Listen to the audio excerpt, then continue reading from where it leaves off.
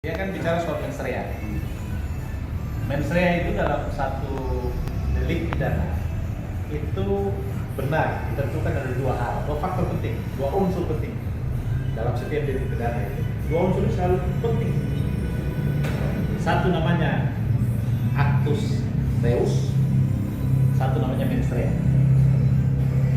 Nah, perbedaannya di mana?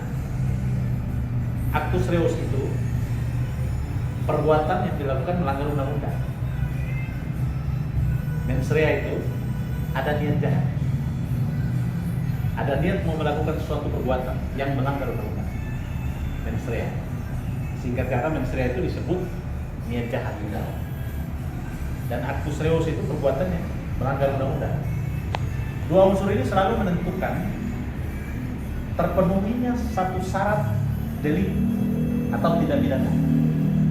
Jadi untuk menentukan satu perbuatan itu masuk kategori pidana atau tidak, dua syarat ini yang dilihat. Tapi dalam proses penyelidikan dan penyidikan, pada umumnya itu yang diutamakan bukan mens rea, tapi actus reus. Perbuatan melanggar undang karena asas legalitas. Karena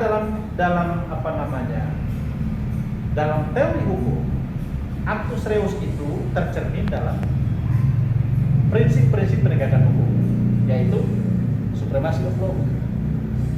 Nah, kedua, karena negara kita negara hukum, maka actus reus itu selalu dipakai sandaran pertama untuk menentukan sebuah rumusan delik. Dalam KUHP disebut asas legalitas. Sebuah perbuatan dapat dipidana apabila melanggar undang-undang. Nah, kedua baru mens rea yang dipakai Prof. Romli yang menyatakan bahwa ini memenuhi syarat delik pidana korupsi. Saya kasih penjabarannya. Mens rea, abang punya niat jahat. Dia menuduh Anies punya niat jahat untuk melakukan korupsi terhadap Formula E. Argumentasinya karena tidak ada dalam anggaran induk APBD, ya kan? Sehingga dianggap ini memaksakan kehendak. Ada niat jahat di situ. Pertanyaannya adalah, kalau orang merencanakan niat jahat untuk korupsi, maka harus ada keuntungan buat dirinya dan atau orang lain. Sehingga dalam undang-undang tipikor itu menyebutkan empat faktor. Sebuah delik korupsi itu ditentukan oleh empat faktor. Satu, ada subjek, ada orang yang melakukan. Yang kedua, ada perbuatan melawan hukum. Yang ketiga, menguntungkan diri sendiri dan atau orang lain. Yang keempat, harus ada unsur kerugian negara. Nah, pertanyaannya, mens rea dalam Formula E memenuhi syarat atau tidak? Nah, yang berhak menyatakan bahwa Formula E ini ada unsur kerugian negara, BPK, bukan KPK. KPK masuk ke Formula E apabila ada fakta hukum terjadi delik korupsi. Sekarang tidak ada fakta hukum yang terjadi delik korupsi, karena BPK pun belum menyatakan pendapatnya bahwa ini terdapat kerugian negara. Sementara faktanya Formula E tidak ada unsur kerugian negara, bahkan mendatangkan keuntungan buat APBD DKI 2 triliun lebih. Kalau multiplier efeknya hampir 4 T. Nah, artinya mens rea ini, niat jahat ini tidak kolaboratif dengan kejadian selanjutnya. Bagaimana menuduh dia punya niat jahat untuk korupsi sementara tidak menguntungkan dirinya? Logikanya kan tidak nyambung tuh. Kalau orang bicara niat jahat, maka dia merencanakan sebuah kejahatan, maka pertama, kemungkinan Formula E tidak berjalan, tidak terjadi sesuai dengan target pembiayaan. Kedua, harus melihat pada proses mana ada kecenderungan Anies melakukan korupsi terhadap Formula E. Bagaimana dia melakukan korupsi? Dia berhubungan langsung dengan transaksi itu. Sementara dalam proses Formula E ada kuasa anggaran, kuasa pengguna anggaran, dalam ini Kadispora kemudian ke Jakpro yang B2B dengan Formula E. Nah, dalam pemberian 560 sekian ke Formula E itu bukan komitmen fee. Itu bukan komitmen fee yang disebut orang komitmen fee, tetapi penyebutan di sana disebut komitmen fee. Tapi itu pemenuhan kewajiban Pemda DKI untuk Formula E memasangkan alat termasuk mendatangkan mobil, mobilisasi peralatan, pasang segala macam perangkat yang berkaitan dengan pelaksanaan Formula E, termasuk memobilisasi mobil Formula E, pembalap segala macam itu difasilitasi Formula E. Itulah yang dimaksud dengan 560 miliar itu dipakai. Dan transaksinya tiga kali kegiatan. Dan tiga kali kegiatannya. Dan kegiatannya 3 kali. Tidak sekaligus. Gubernur tidak terlibat dalam transaksi itu. Bagaimana caranya Anies dianggap punya mensrea, punya niat jahat untuk melakukan sebuah delik, sementara dia sendiri secara teknis tidak terlibat dalam transaksi itu. Kalau misalnya ini ada temuan dalam Formula E, maka orang yang diperiksa pertama bukan dia, kuasa pengguna anggaran dulu. Anies harus diperiksa dulu. Terus yang lain-lain diperiksa dulu, termasuk panggil orang Formula E. Apakah benar ada suap atau tidak ke Anies? Karena yang dituduhkan ini ada potensi gratifikasi di situ. Nah, sehingga kita bicara tadi, kenapa tidak bahas aktus reusnya? Apakah ada perbuatan? Karena syarat semua dari korupsi yang pertama itu saya bilang ada unsur perbuatan melawan hukum dulu. Nah, kalau gratifikasi beda. Nah, sekarang gratifikasi juga tidak ditemukan. Uang itu total masuk ke Formula E. Jadi sulit menemukan celah Formula E ini masuk dalam kategori delik pidana korupsi. Karena tadi saya katakan 4 unsur tadi harus terpenuhi. Sementara kerugian negara BPK belum katakan. Nah, dalam konteks kerugian negara, undang-undang kita menyebutkan bahwa apabila terjadi pelanggaran administrasi dan mengakibatkan kerugian negara, maka menurut peraturan ketentuan perundang-undangan, yang bersangkutan pejabat pengguna anggaran boleh mengembalikan kerugian itu. Misalnya nih, terjadi kesalahan administrasi, pelanggaran administrasi mengakibatkan kerugian negara, kegiatan terlaksana. Kita boleh diberi kesempatan oleh negara untuk mengembalikan uang itu. Nah, ini diduga ada pelanggaran administrasi. Kenapa Pemda DKI bisa namanya Anies dianggap ya kalau memang ada kerugian negara ya melalui prosedur hukum administrasi bekerja, dia boleh mengembalikan kerugian negara, tapi harus dibuktikan. Nah, ini kan tidak. Kenapa KPK langsung masuk ke ranah itu? Nah, harusnya KPK menunggu sampai BPK mengeluarkan opini. Dan BPK sudah beberapa kali tiga kali melakukan. Tidak menemukan adanya kerugian negara. Nah, kenapa KPK hanya periksa Anies? Ya.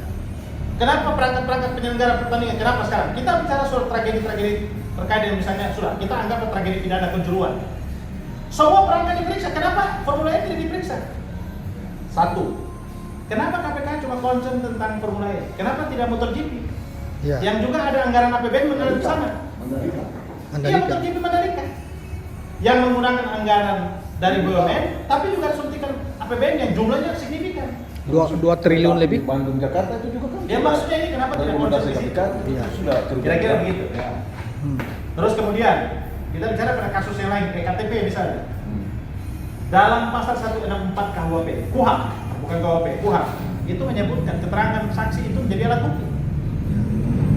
Dalam EKTP ini, saksi Setia Novanto terpidana, Najarudin terpidana, sudah mengucapkan beberapa orang terlibat dalam EKTP. Ketua KPK tadi mengatakan bahwa kita belum punya bukti. Justru Anda menjadikan keterangan terpidana itu sebagai bukti permulaan untuk Anda melakukan penyidikan. Ini kan Anda nggak punya bukti permulaan, Anda sudah melakukan penyidikan. Ini barang kejahatan warnanya. Bagaimana kok ini EKTP sudah ada bukti permulaan yang kuat, Pak? Keterangan saksi terpidana, Pak. Dan sudah ada yang divonis, sudah ada unsur kerugian negara, Pak. Iya. Kenapa tidak diselidiki? Dan suap juga ya KTP. Ini suap, gratifikasi, korupsi semua masuk. Ya beli material ganjar ini, no? Iya, salah satu yang disebut Ganjar. Termasuk Gubernur Sulawesi Utara dan Menteri Hukum dan HAM kan? Kan disebut oleh Najarudin maupun Setia Novanto. Nah itu maksudnya kan harus diungkap gitu. Nah yang begini ini ya makanya kenapa orang marah, karena tidak adil dalam penerapan hukum, tidak setara, tebang pilih. Dan KPK, karena itu KPK diduga dijadikan sebagai alat kekuasaan untuk menghabisi orang-orang tertentu, taruhlah seperti Gubernur DKI Pak Anies itu. Itu masalahnya.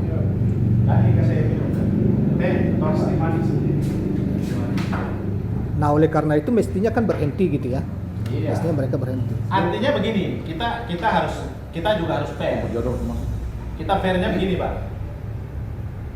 Kita bukan karena karena kita setuju bahwa Anies ini kita dukung sebagai calon presiden, lalu Intinya kata dia kebijakan spesial bisa. perlakuannya depan hukum, tidak bisa juga. Iya. Ya kan? Betul. Tidak bisa juga. Bahwa kita misalnya katakanlah kita pendukung Anies, tapi tidak boleh ada perlakuan khusus terhadap Anies. Iya, dalam konteks. Karena prinsip hukum itu adalah persamaan depan hukum. Ya. Tidak ada hal yang spesial dalam penegakan hukum terhadap siapapun, termasuk terhadap Anies. Iya, betul. Nah, kita setuju bahwa ketika KPK bekerja pada prosedur dan standar hukum, maka Anies harus kooperatif. Dan Anies sudah menunjukkan itu. Iya. Nah, tetapi ketika KPK bekerja di luar standar dan prosedur hukum, maka ada abuse of power di situ. Ada penyalahgunaan kekuasaan yang kita khawatir KPK ini menjadi alat kekuasaan dan KPK bekerja karena tekanan politik. Iya. Itu yang kita cegah. Nah, ketika kita mencegah ini, orang mengatakan seolah-olah kita ini menggunakan alibi bahwa Anies ini dikriminalisasi segala macam sehingga menghambat-hambat proses penyidikan KPK. Bukan, justru kita ingin KPK bekerja pada sistem, pada ketentuan hukum acara yang mengatur bahwa bila ada bukti permulaan, saya diselidiki. Nah, sekarang ini prosesnya masih penyelidikan. Kalau sudah ditingkatkan ke proses penyidikan sudah beda lagi. Nah, konon kabarnya KPK sudah gelar perkara penyidikan dan tidak memenuhi unsur. Nah, itulah yang kemudian dimuat oleh Tempo. Ada dugaan kuat tekanan dari ketua KPK terhadap proses ini ditingkatkan ke sidik penyidikan. Kalau sudah masuk ke sidik, maka ada tersangka. Pertanyaan saya, kalau sudah bukti permulaan yang awal yang kuat, saksi-saksi kuncinya siapa yang sudah diperiksa dalam perkara ini? Kalau dia sudah periksa banyak saksi, masa dia tidak bisa temukan bukti? Sementara dalam ketentuan undang-undang 2 alat bukti cukup. Ketua DPR diperiksa, semua sudah diperiksa, semua bawa dokumen. Nah, semua kan punya persepsi, punya dugaan. Ada yang mengatakan bahwa Prof. Romli mengatakan bahwa ini harus B2B. Proses ini B2B. Tapi pemerintah sebagai penyedia anggaran, kalau dia mempersoalkan pemerintah nggak boleh sediakan, ya kalau begitu Mandalika MotoGP juga nggak boleh dong. Kalau begitu pola kerjasama dari pemerintah yang lain dengan pihak ketiga nggak boleh juga dong. Ini kan dibolehkan undang-undang. Itu kira-kira. Jadi mensreya yang dimaksud oleh Prof. Romli itu unsur kesekian. Iya, betul. Karena tidak nyambung. Masa dia punya niat jahat kok tidak menguntungkan dia? Masa kita merencanakan sebuah korupsi yang tidak menguntungkan kita sendiri? Kira-kira begitulah. Dan lebih penting lagi itu kan BPK sudah periksa ulang-ulang sehingga itu dianggap layak untuk dilanjutkan. Menurut informasi kan 3 kali BPK itu kan, Ya, tidak ada auditnya lain. sudah dilakukan. Dan lucunya lagi mereka kemudian mencoba untuk bertemu bernegosiasi di BPK untuk memeriksa lagi supaya menemukan BPK untuk menemukan meminta supaya menemukan periksa untuk menemukan kerugian negara. Gimana? Jadi yang lucunya lagi kan begini, ini kan itu kan setelah diputuskan oleh DPR. DPR kan sudah putus mengalokasikan anggaran itu bersama pemerintah. Dalam perjalanan, ketua DPR main lain. Kan itu gimana ininya itu? Jadi makanya kita nggak bisa larang orang mengatakan bahwa ini politisasinya terlalu kencang soal ini gitu loh. Ahok punya BPK menemukan 170-an miliar dari pembelian itu kan, itu BPK loh. Dijawab oleh BPK, dijawab oleh KPK bahwa itu dia niat jahat. Gimana coba? Padahal hasil pemeriksaan BPK itu tidak ada keuangan negara. Nah, sekarang mau ditamakan yang mana kerugian negara? Pembelian lahan yang orang di yang itu. ada unsur kerugian negara. Ketemu di Ambon bilang anjir. Nah itu. Jadi bukan kita membela Anies atau misalnya orang-orang marah karena siapapun, soal kalau itu, ini tidak adil, karena juga penerapan hukumnya berbeda antara satu dengan yang lain gitu loh. Standar ganda. Dan karena itu diduga bahwa KPK itu dipakai oleh orang kelompok tertentu untuk mentersangkakan orang yang tidak seharusnya tidak pastikan. Kan sudah di luar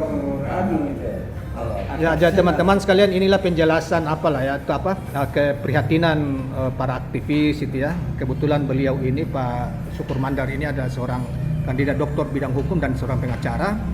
Jadi ada yang bertanya kemudian coba menjelaskan soal ini karena supaya KPK itu kita lindungi KPK, karena dulu KPK itu kan begini, munculnya KPK pada tahun di masa pemerintahan Megawati itu kan dianggap pihak kepolisian, kejaksaan itu dianggap kurang maksimal. Ada distrust.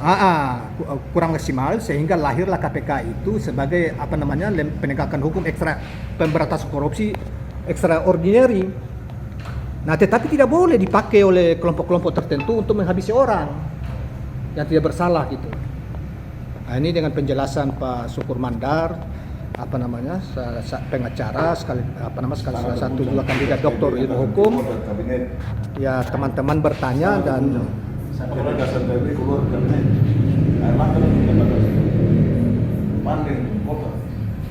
demikian ya kawan-kawan sekalian. Assalamualaikum warahmatullahi wabarakatuh. Bilang tadi, Pak, saya kadang-kadang Ini menarik.